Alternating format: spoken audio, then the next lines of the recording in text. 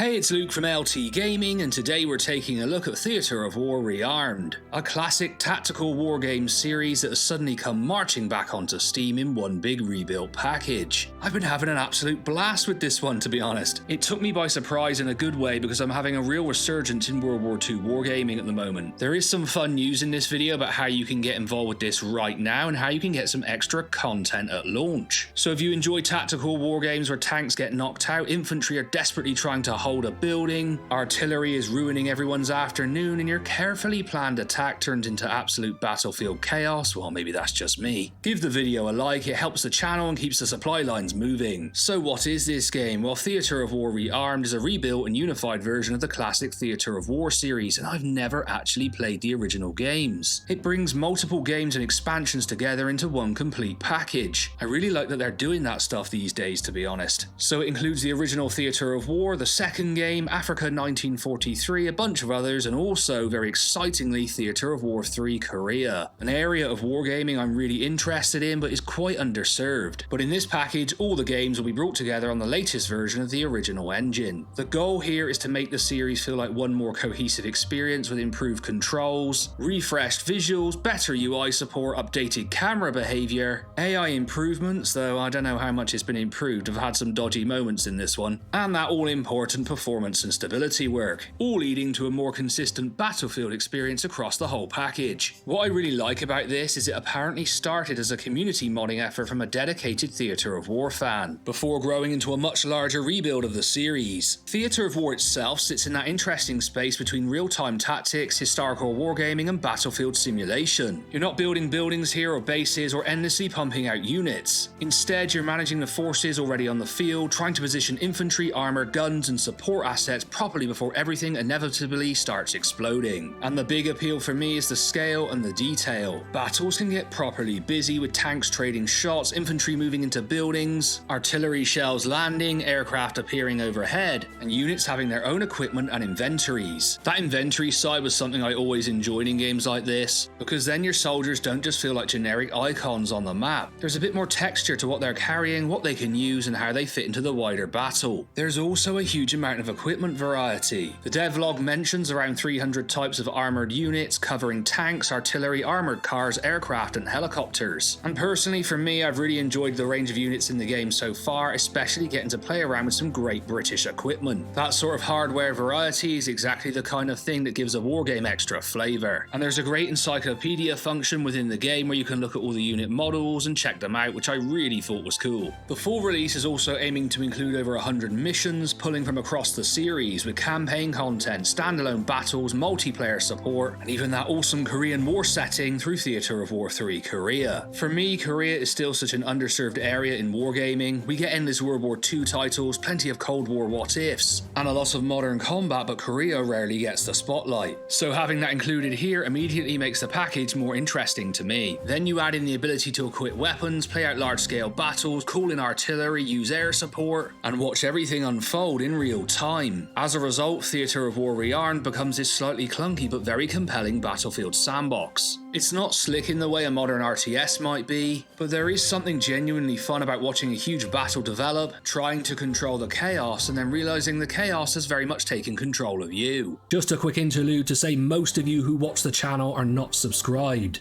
so make sure to go down below and hit that subscribe button, because it helps smaller channels like us grow really quickly, and both me and Tom really appreciate it. The big recent news, which I think you should all be excited about, is that the open playtest is live now on Steam. It's definitely worth jumping in now rather than waiting and missing out, because I'm not quite sure how long this will be live for. Maybe they'll leave it open a little longer if they get a flood of players. And it does have limited content, but has let me try all the various games, including Korea, though that was only through a tutorial scenario, but it was a pretty cool one. To be precise, rather than me rambling, you get 11 missions across 3 campaigns, 2 standalone scenarios, 9 tutorial missions, which are pretty good as well, and multiplayer with 11 maps, which I haven't tried yet. So this is not just a tiny 5-minute demo. There's actually enough here to get a proper feel for how Theatre of War Rearmed plays, both solo and with other players. And there's a nice bonus for taking part. Everyone who joins a playtest and earns at least 1 achievement will receive an exclusive mission called Ardennes when the full game releases. That mission has apparently never appeared in any previous Theatre of War title, and of course it puts you in command of American forces trying to hold back a German armoured advance. Yeah, I just thought it was a nice little bonus, you know, play the playtest, there's a lot in it, and then get yourself a nice exclusive map to play when the full game comes out. I mean, what's not to like there? Now I'm going to be blunt with you here, Theatre of War Rearmed is still a dated looking game. The devs have clearly done a lot of work recreating maps, improving terrain, updating buildings, reworking trenches and improving vehicle models, and generally trying to bring the older content up to a more unified standard. But this is still an older engine being refreshed rather than a completely modern looking wargame. And yeah, this playtest definitely has bugs. I've hit a few issues so far, and I don't think anyone should go in expecting a perfectly polished experience at this stage. But importantly, those bugs haven't stopped me having a lot of fun. Once the battle gets going and the artillery starts landing and the tanks start trading shots, I found myself much more focused on the scale and the chaos and the rough edges. So yes, it's definitely dated, it needs more polish, but there is still a really enjoyable tactical wargame underneath with that scale. In terms of comparisons, I really wouldn't put it next to something like Company of Heroes, because Theatre of War is less about cinematic RTS action and more about tactical battlefield management. It's more using what you have, positioning it well, and trying not to lose half your force in the opening minutes. It also has a different feel from something like Combat Mission, which I know you can also play in real time, but that game does play a lot better, I think, as a turn-based title. Theatre of War has more of a forgiving but messier battlefield feel overall. So maybe the best way to think of it is as an old-school, real-time tactical wargame with a strong focus on vehicles, infantry detail, support weapons, historical scenarios, and large-scale battlefield chaos. It's messy, detailed, and sometimes clunky, but also weirdly compelling. Overall, I'm just really pleased to see Theatre of War get another chance, because I never got to play the originals, and I think you're going to appreciate them too. It's hard to see these older wargames just disappear into obscurity, so I've really got to praise the attempt to bring it back, and I think we should all get behind it. Make sure to like, comment, and subscribe, all that YouTube stuff. I've been Luke from LT Gaming, and I'll catch you on the next one.